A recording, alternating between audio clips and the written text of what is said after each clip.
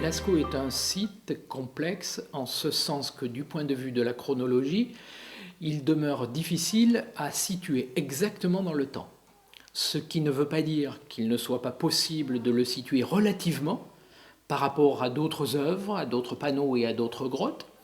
Ainsi, en chronologie relative, on le situe bien dans une période qui est plutôt dans le magdalénien et précisément la phase ancienne du magdalénien, sinon une période de transition entre le solutréen qui précède et le magdalénien, c'est-à-dire quelque chose entre 19 et 17 000 ans avant le présent. Pourquoi cette complexité ? Lascaux a été, comme beaucoup de sites de la région du Périgord, réalisé avec des pigments qui sont essentiellement d'origine minérale.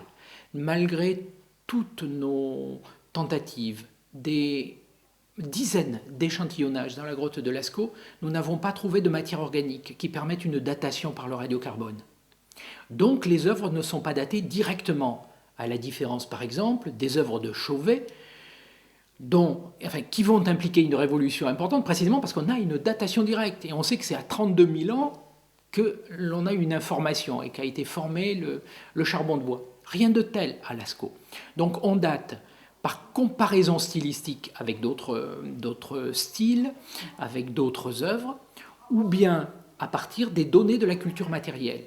La culture matérielle en termes de culture, d'industrie lithique, donne quelque chose comme du magdalénien ancien. Il n'y a pas de magdalénien évolué, il n'y a pas non plus d'éléments rapportables au solutréen, par exemple. On est donc dans cette phase. Ensuite, les dernières datations auxquelles nous pourrions apporter un crédit, et je suis de ceux qui le font, c'est une datation sur un objet manufacturé, une pointe de projectile en bois de Rennes. Or, la datation de ce matériel, le bois de Cervidé, a donné une date qui est presque à 19 000 ans, 18 900, que nous pourrions accepter comme une date qui correspond à un des moments de l'activité de la cavité. Donc, ce dont je parle là, c'est de la période d'occupation de la grotte de Lascaux, qui n'est peut-être et certainement pas celle de la réalisation de toutes les œuvres.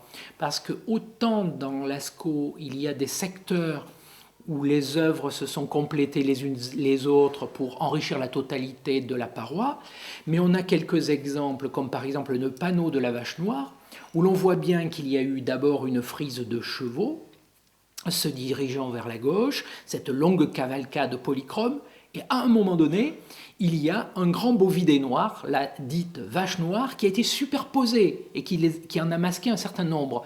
Et on retrouve ce phénomène aussi dans le diverticule axial, avec une phase à bovidé noir qui suit celle des chevaux ou des peintures rouges.